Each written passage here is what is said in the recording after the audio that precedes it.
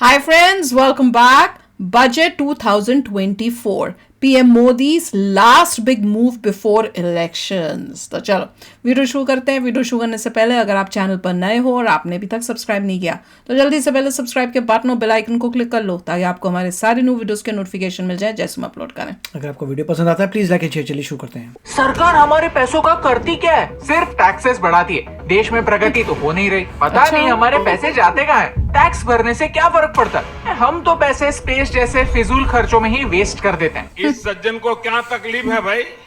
1 फरवरी भारत के लिए काफी इम्पोर्टेंट दिन होता है क्योंकि इस दिन हम यूनियन बजट प्रेजेंट करते हैं। इस बजट से 3 चीजें पता चलती हैं। सरकार कहां से पैसे कमाती है, सरकार ये पैसे कहां खर्च करती है और इकोनॉमिक ग्रोथ के लिए सरकार का विजन क्या है। बजट और बजट के टर्म समझना हम सबके लिए इम्पोर्टेंट है क्योंकि बजट ही डिसाइड करता है कि किस मिनिस्ट्री को कितने पैसे मिलेंगे और वो पैसे कैसे यूज होंगे। एक तेरा, एक मेरा, 3 तेरा, 4 मेरा, 3 मेरा, 50-50। कैसे हुए? Everything okay?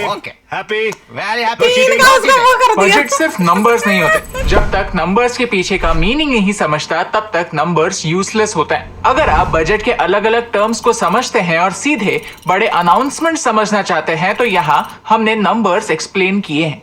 इसीलिए हम सबको बजट समझना इम्पोर्टेंट होता है और आज हम आपके लिए लाए हैं इस साल के बजट का सबसे आसान और एंटरटेनिंग एक्सप्लेनेशन। पैसा आपका है, आप ही के टैक्स से आता है, इसीलिए आपको जानना जरूरी है कि ये पैसा यूज कैसे होता है। बात अगर भारत के ग्रोथ की हो रही है तो एक इंडस्ट्री है जिसमें जल्द ही भारत एक ग्लोबल लीडर बनने वाला है और वो है न्यूट्रास्यूटिकल इंडस्ट्री। यानी आपके लाइफस्टाइल में जो भी कमियां हैं, जो आपके हेक्टिक लाइफ और स्ट्रेसफुल शेड्यूल की वजह से कंप्लीट नहीं होती, उन्हें फुलफिल करने वाली इंडस्ट्री। हर दिन भारत के बेस्ट माइंड्स रिसर्च कर रहे हैं, टेक्नोलॉजी डेवलप कर रहे हैं ताकि आपके लिए ऐसे सॉल्यूशंस निकले जो आपको हेल्दी बनाए रखें। जैसे अगर पहले किसी को हेयर लॉस होता है या फिर हेयर थिनिंग होने लगती तो उसे रिवर्स करने का कोई भी पेन फ्री और सेफ तरीका नहीं था एक्सेप्ट एक्सपेंसिव हेयर ट्रांसप्लांट्स के। मतलब जो बाल गए वो गए, लेकिन आज गंजेपन या जेनेटिक हेयर लॉस को कंट्रोल किया जा सकता है। मेरा खुद का एग्जांपल शेयर करता हूँ। कुछ टाइम पहले मैंने नोटिस किया कि मेरा हेयर फॉल बढ़ रहा है और धीरे धीरे एक बॉल्ड स्पॉट डेवलप हो रहा है। आई वाज कन्विंस्ड कि ये सब जेनेटिक्स का खेल होता है, बट आई वाज रॉन्ग क्योंकि मुझे पता चला कि हेयर लॉस के 7 स्टेजेस होते हैं जिसमें स्टेज 1 से 4 के बीच हेयर ट्रांसप्लांट के बिना भी बाल वापस आ सकते हैं। त्रया की फ्री हेयर टेस्ट की मदद से मुझे पता चला कि मेरी हेयर लॉस की स्टेज कौन सी है और कौन सी ट्रीटमेंट मेरे लिए इसका वो नहीं है क्योंकि इनकी hair test, health condition, family history, diet, hair type ये सब एनालाइज करके आपका स्टेज और रूट कॉज पता करती है और एक कस्टमाइज्ड हेयर रूटीन रेकमेंड करती है। इसीलिए मेरे जैसे 2.5 लाख इंडियंस ने त्रया को चुना है और 93% लोगों को रिजल्ट्स भी मिले हैं जो आप खुद देख सकते हैं। और ये कोई छोटी बात नहीं है। त्रया मैंने खुद 1 साल पहले ट्राई किया और मुझे 5 से 6 महीने में रिजल्ट्स भी दिखे। आप यहाँ डिफरेंस देख सकते हैं। This is March 2023 and this is today. क्योंकि उन्होंने आयुर्वेद, डर्मेटोलॉजी और न्यूट्रिशन 3 साइंसेस को यूज किया। मतलब प्रोडक्ट के साथ सप्लीमेंट्स और फ्री डाइट प्लान भी दिए जाते हैं। So the plan is all rounded. अगर आपको भी हेयर लॉस हो रहा है तो उसे बढ़ने से पहले आप त्रया के साथ उसे रोक सकते हैं। आदमी क्यों दिखा रहा है? औरतों क्यों नहीं दिखाई? और फ्री हेयर टेस्ट कीजिए। औरतों के भी होते हैं हेयर लॉस। किट खरीदिए और 5 से 6 महीने में रिजल्ट्स खुद देखिए। मेरा कोड अभी 20 यूज करने पर आपको 20% डिस्काउंट भी मिलेगा। Link in the description. Chapter 1, ये बजट होता क्या है? एक सिंपल भाषा में समझते हैं। समझिए कि आपको आपकी गर्लफ्रेंड के साथ गोवा जाना है तो आप पूरी लिस्ट बनाएंगे, कहाँ कहाँ घूमना है, कौन से फैंसी होटल में रहना है और किस रेस्टोरेंट में जाकर रील्स शूट करने हैं। इन सारे खर्चों की लिस्ट बनाकर फिर आप देखेंगे कि आपके पास पैसे कितने हैं। यानी आपका बजट क्या है, आप कितने पैसे खर्च करने के लिए तैयार हो। फिर रियलिटी आपको जोर का तमाचा मारेगी क्योंकि जब जेब में पैसे नहीं है तब महंगे सपने नहीं देख सकते। हर साल का बजट हमारे लिए कुछ ऐसा ही होता है, एक जोर का तमाचा जो हमें एक रियलिटी चेक देता है। जैसे आपके लेवल पर एक्सपेंसेस और इनकम की एक लिस्ट बनाते हैं, वैसे ही केंद्र सरकार भी एक लिस्ट बनाती है कि वो कहां से पैसे कमाएंगे और वो पैसे कहां खर्च करेंगे। अच्छा कैसे हुआ ये भी? As per article 112 of the Indian good organization plan. Lok Sabha और राज्यसभा में गवर्नमेंट ऑफ इंडिया के इनकम्स और एक्सपेंसेस की लिस्ट प्रेजेंट होनी चाहिए। इसे एनुअल फाइनेंशियल स्टेटमेंट कहते हैं। तो हर गवर्नमेंट के फाइनेंस मिनिस्टर को एक रिटन अकाउंट प्रेजेंट करना आवश्यक है। इस रिटन अकाउंट में कितने पैसे आएंगे, कितने पैसे खर्च होंगे, सरकार के पास कितने एसेट्स हैं और सरकार ने एसेट्स खरीदने के लिए कितने लोन्स लिए हैं, ये सारे डिटेल्स होते हैं और इसे ही इन शॉर्ट बजट कहते हैं। अब बजट की बात करें तो 3 टाइप के बजट हो सकते हैं। पहला है सरप्लस बजट, जहां आपके इनकम ज्यादा है और खर्चे कम। दूसरा है बैलेंस्ड बजट, कभी होता जहां है। आपके खर्चे आपके इनकम से मैच करते हैं। और तीसरा है चाइना का डेफिसिट सरप्लस है। बजट, जहां आपके खर्चे इनकम से कई ज्यादा होते हैं। एक गवर्नमेंट के लिए सरप्लस बजट चलाना काफी मुश्किल होता है, क्योंकि सरकार का काम क्या होता है, लोगों की भलाई के लिए प्रोजेक्ट्स चला, प्रॉफिट कमाना और तिजोरी भरना सरकार का मेन ऑब्जेक्टिव नहीं होता। सरकार को लोगों की भलाई के लिए खर्चे करने होते हैं। एट द सेम टाइम बहुत सारा डेफिसिट बजट चलाना भी देश के हित में नहीं होता। पिछले साल के बजट में हमारे एक्सपेंसेस 44 लाख करोड़ थे और इनकम 19 लाख करोड़। तो ये बाकी का खर्चा आएगा कहां से? बोरोइंग से। जी हाँ, केंद्र सरकार को पैसे बोरो करने पड़ते हैं ताकि वो पैसे खर्च कर सके। हमारे इनकम और एक्सपेंसेस में इतना बड़ा गैप है। इनकम और एक्सपेंसेस के 2 टाइप, countries में रेवेन्यू यही है। और कैपिटल। रेवेन्यू एक्सपेंडिचर यानी रोजमर्रा के खर्चे, जैसे कि गवर्नमेंट एम्प्लॉइज की सैलरीज, इलेक्ट्रिसिटी एटसेट्रा। सरकार जो अलग अलग सब्सिडीज देती है वो भी रेवेन्यू एक्सपेंसेस ही होते हैं। रेवेन्यू रिसीट्स यानी एग्जैक्टली उल्टा, यानी रेगुलरली आने वाला पैसा। आपके लिए आपकी सैलरी रेवेन्यू रिसीट है जो हर महीने आपको मिलती ही है। वैसे ही सरकार के लिए टैक्स से कमाया हुआ पैसा, fees, interest, penalties revenue receipts होती हैं। अब आते हैं कैपिटल पर। कैपिटल एक्सपेंसेस वो एक्सपेंसेस है जिनसे एसेट्स क्रिएट होते हैं। जैसे आपकी केस में घर खरीदना एक एसेट होता है, वैसे ही सरकार के केस में रोड्स, रेलवेज, एयरपोर्ट्स ये सारे कैपिटल एक्सपेंसेस होते हैं, क्योंकि इन खर्चों से इकोनॉमी का लॉन्ग टर्म में फायदा होता है। ये एसेट्स पूरी जनता के लिए बनते हैं। टूरिज्म को बढ़ावा मिलता है, इकोनॉमी सुधरती है और लोगों के स्टैंडर्ड ऑफ लिविंग इम्प्रूव होती है।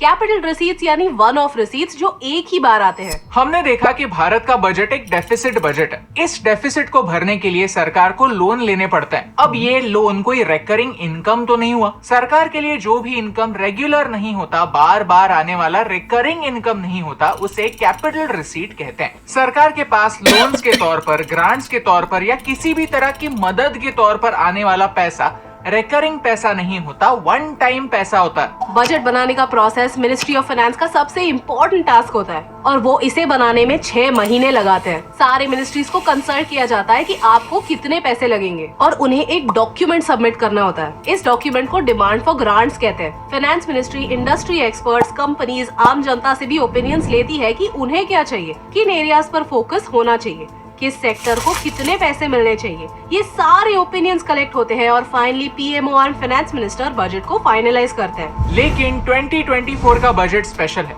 क्यों?